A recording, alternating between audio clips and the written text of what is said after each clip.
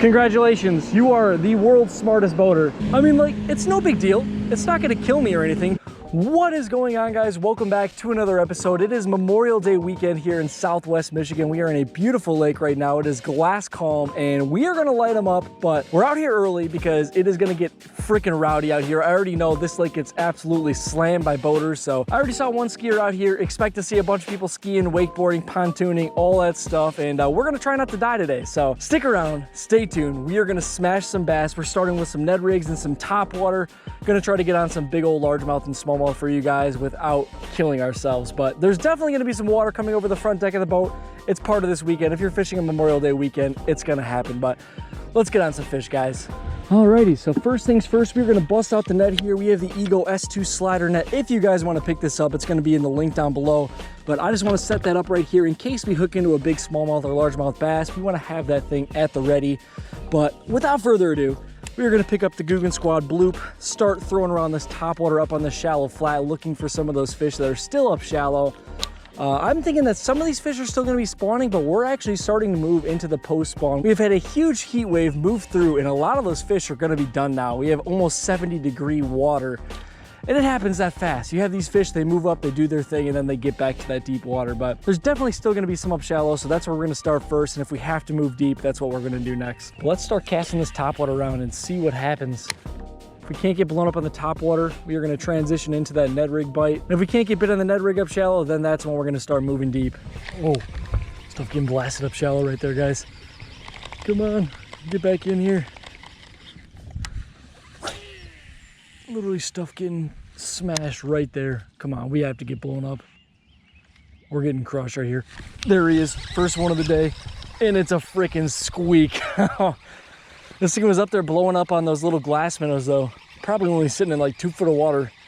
And that's how you know it's really small, when you could just freaking burn them across the top of the water. Well, boys and girls, not a big one, but it is gonna break the skunk on the day. First bass in the boat. We've only been fishing for about 5 minutes and it hit a top water, so I cannot complain. Nice little 8-inch bass.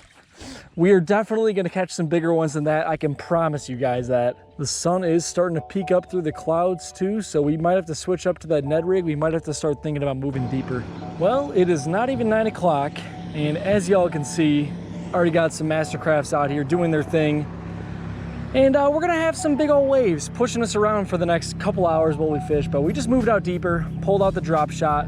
Top water bite wasn't happening. Wasn't seeing a lot of fish on beds too, because the water is 69 degrees. So I think that a lot of these fish are going to be starting to transition out deeper. And we're going to mess around with this Ned rig and the drop shot out deep. Try to find these bass for you guys, but the boats are coming, boys. First one out here. Nice little skier. So far, no waves over the front of the boat though. That is good. There we go, out deep. We weren't getting bit up shallow, boys, so we just moved out into about 20 foot of water, and we got a freaking pike, and it's a freaking pike on the Ned rig. Are you kidding me?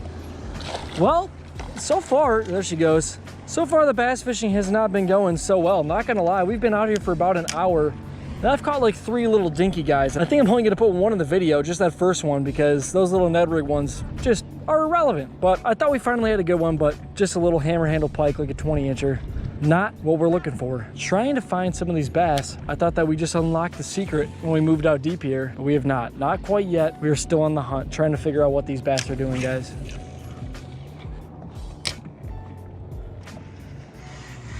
Oh, there we go. Right in front of the boat.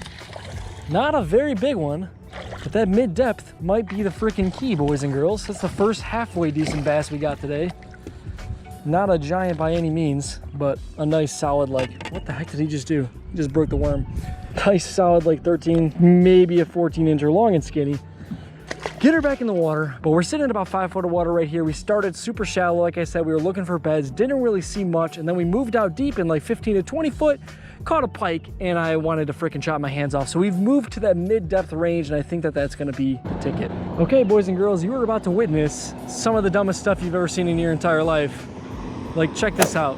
Check out what's going on right here. Giant wake boat, gonna be throwing probably like a 2 foot freaking wave. And they decided that they had to cut in on this inside corner, go in between me and this other guy fishing right here when they have this entire area to fish. Does that make any sense? Does that make any sense whatsoever? Check out the wave we're about to hit. It's probably gonna go over the front of my boat, almost guaranteed. Look at what they're throwing at that pontoon boat right there. Just why? Why not just stay out in the middle of the lake and not bother the two boats that are fishing? Well, there's only like 2 boats fishing on the whole lake right now. They decided to come right in between both of us and right over the front deck of the boat, just like that. Awesome. Just caught our first fish of the day. Like I said, the boat traffic out here is heating up, but hopefully so is the fishing.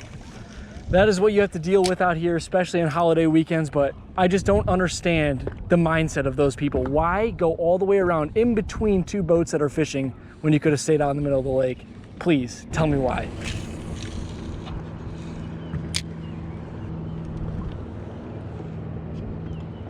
There we go, there we go. Started moving back out into that deeper water.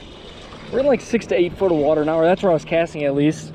Not a big one, but that was right after that freaking boat just came by and buzzed us pretty hard. As you guys can see, there's ski boats pretty much everywhere around the lake now, and it's just gonna be like that. We're gonna have to try to deal with it, try to find out where some of these bigger bass are living, but finally found a spot that had some bass on it. Just rolled up and caught 2 within the first like 3 or 4 minutes. Like, look at this guy, holy smokes. Little bass right here. Check out the ski boat. Like, why? Just why? Why? Just literally why? What the heck? I mean, like, it's no big deal. It's not gonna kill me or anything, but why come within like 20 yards of me when you have all that open water? What's the point? Not to mention that the lake is like 3 foot high right now and the water's in all these people's grass. And so he's about to throw a 2 foot wake from like 20 yards away from the shore. Congratulations, you are the world's smartest boater. You did it. Absolute genius levels. Check out those kayakers just getting freaking mauled by those waves. Okay, so far today has been a complete bust. We've caught like 5 dinky little bass. We've been beat up by waves all day and just not had a good time out here Memorial Day weekend. But this is one of the busiest lakes in my area, and what we're gonna go do is we're gonna go to my lake, which has no motors on it whatsoever. So there's gonna be no boats, no waves, no nothing, and we're gonna slay some bass.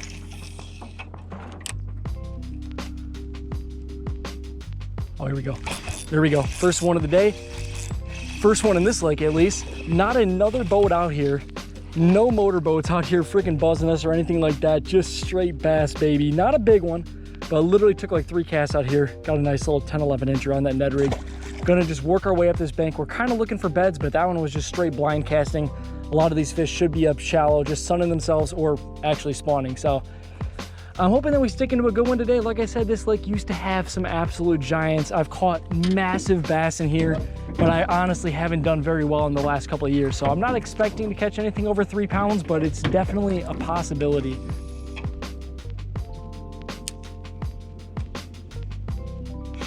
There we go. There we go. Right on that bed right there. I thought that I saw a decent one on there. Finally. Not a giant by any means, but this is kind of like that average size I was talking about, like a 12 to 14 incher. Hold up, I'll show you guys what I just caught this fish on right there. Probably the biggest one that I've caught in this lake so far, right in that 12 to 14 inch range. But as you guys can probably see, I hope on the camera right here, nice big beautiful bed this fish was sitting on. Probably a little buck bass waiting for a big female to move up, but flip the Ned rig right on there, let it dead stick, and she was on it in 2 seconds. But that's what we're trying to find, some more of those, and hopefully one of these is gonna have a big female bass on it.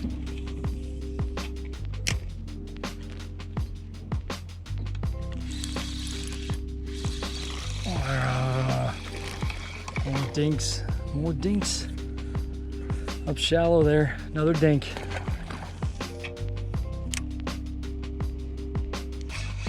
Oh my. We've got bass everywhere up shallow, guys. They're just all so small. I mean, this one's putting up a heck of a fight for being like a 12 incher, but all these fish are so small. Like, where are the big females at? Another solid one. I saw that bed right there. I don't know if you guys saw. I had a little pinpoint cast straight to that little sandy circle. Didn't see the fish, but she was chilling right on there. They will pretty much smoke this Ned rig the second that you drop it on them. It's just a matter of finding one that has a big female on there, which we just can't do. I don't know. I haven't caught a big one in here in a while, but I don't know where the heck they go, because I know that there's still some in here. Oh, look, there's a decent one sitting right in their backyard, dude. In the backyard. Come on. Oh yeah, he's gonna eat it. There he is. Why did I just lose 3 in a row? What the heck? That was sitting in what is usually that person's backyard. That is crazy. That was another like 12, 13 incher. So I'm gonna wrap this video up. I'm gonna keep this outro short and sweet for you guys. We started out with one of the worst decisions of my life. We went to a lake on Memorial Day weekend when it was like 85 degrees and sunny outside, and there were boats freaking everywhere. They don't pay attention, they don't care, they buzz right past you, they cut you off, doesn't matter. So I decided, you know what, we're gonna go to my lake. It is rowboats only. As you guys just saw, we didn't see a single boat out there fishing. I caught like 40 bass in like an hour, hour and a half of fishing. Had a freaking blast and wrapped up Memorial Day weekend. So I hope you guys had an awesome Memorial Day weekend, not like the first half of this video, but more like the second half. But thank you guys so much for tuning in, and I will catch you guys in the next one.